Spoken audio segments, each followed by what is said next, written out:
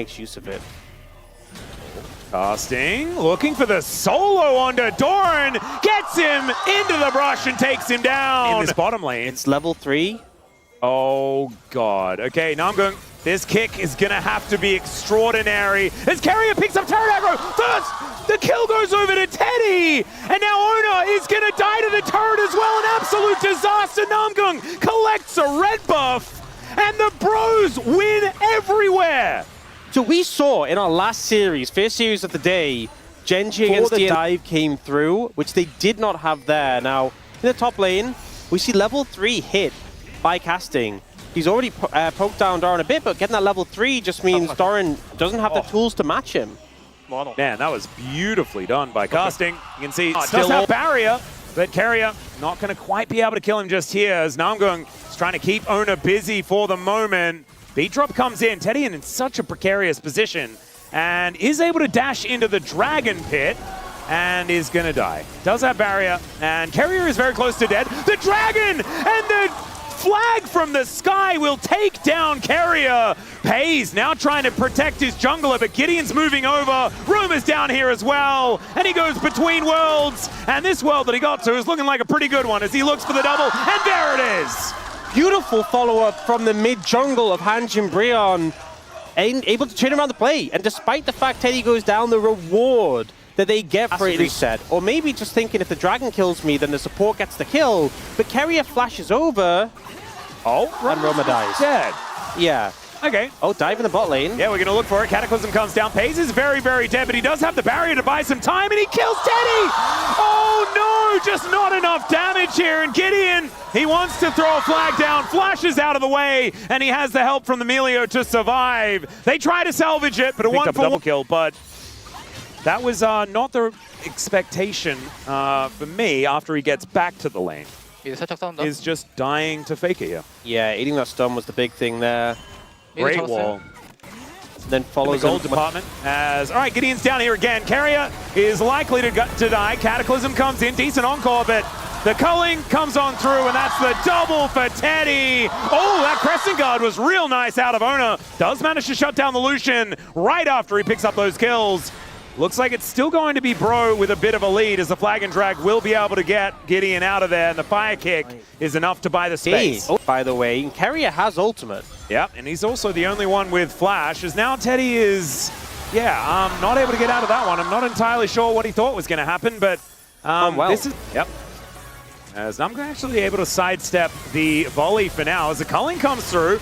Teddy going to get focused here by Ona, but Ona's also going to get focused by him, and down he will go. Faker from over the side, though, he's just going to execute his former AD carry, and Roma gets over the wall to punish immediately. The egg goes down, though. Faker still alive for the moment, and finally gets taken down, and Gideon with a gigantic knockup. Pays taken out, Carrier removed. The Bros can do no wrong in this game, as Broma just does so much damage in the fight, and Gideon celebrates with a dragon. I think Hanjin Brion are just accepting.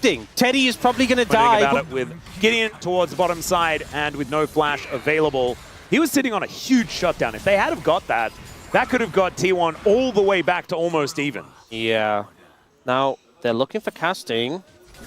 Oh, Namgung is going to find Ona moving over, so it looks like casting is going to live for the moment. And that's enough to scare them off, so good moves by Namgung to be there. Hold on. Now they'll fake it. Yeah, that turret is dead. He's still in the Cataclysm despite the flash, and now he's dead. Mikhail's well. Just that OP. And it does keep Teddy relatively safe. Dashes over the wall. And Rift Herald is going to come out here. Let's see whether they can interrupt Shelly from getting a bit of a charge here. Looks like that is not going to be the case, as down will go the Crystalline Overgrowth. And T1 looking to deny some soul point here, as the arrow is... That's a stationary target. Can Gideon get here in time? If he does, that would be ridiculous. It's not going to be the soul going over or anything like that to the Bros. No soul point for them. Yeah, T1 will just walk away with the Cloud Drake. We'll be mid-tower going down, though. Not any way that T1 can defend that one. Will be picked up, but obviously... And Teddy's gone for the rapid-fire cannon this game instead of the Navori, so... Less ice skating, but the extended range obviously pretty valuable when playing into a composition like this. Yep. You just kind of get the double tap into culling in mid lane. Melio. He with really is the on an mega fire adventure, kick. Yeah, it's a wild one to attempt.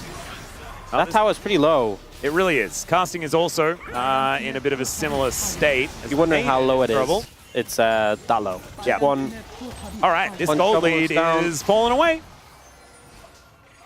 Yeah, and a lot of structures taken. There's so much terrain building in this in this game. Whoa, okay, the flash in from Roma. Faker taking so much damage. Cataclysm gets his flash, and out goes Gideon.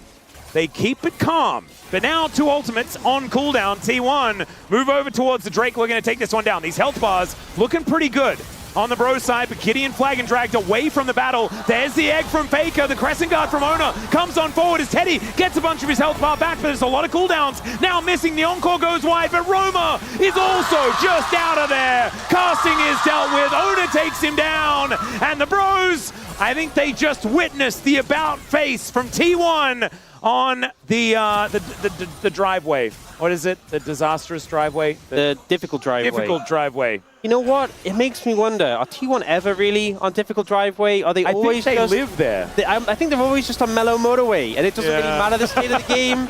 They've got payphone on the radio, and they're just cruising along. I think they use the dangerous driveway in order to turn around, like they pull in. As Gideon also doesn't have a bounty anymore, which is kind of crazy. 5-0-7. He did manage to hold that one pretty close to his chest. This gold lead for the bros has been there all game long. Oh, no, wait, there's a tiny little blip. And what's really sad now is we just had IE. Oh, they did get the Drake, though. That's something, but we just had IE completed, GA completed for Gideon. Storms. Pays. He's in a lot of trouble. Does get healed up a bit here, but from Carrier. Meanwhile, on the other side of the fight, Namgung taking so much damage. Ona just hits him to death with the spears. Now Teddy trying to get out of the way, and Audacious charges. Ona is just taking matters into his own hands. It's Doran that claims the kill onto the 80 carry. Finally, Gideon goes down this game as the hammer boot back onto Ona is going to do nothing at all, and Casting is just collected. And the bros just ran out of steam. This setup from the bros just not working out. Feels like T1 know exactly what they want to do and are so clean with executing on it. It now like they had the game. It's like they had no idea in their mind that they could ever possibly lose. That is the way T1 are playing right now. It just felt weird to see Namgun like flanking on the side in these situations. It feels like they're struggling to find an approach. T1 are not struggling. Okay, Roma almost kills them. And then they're going to lose the game as T1 finish off the Nexus once again, and incredibly close.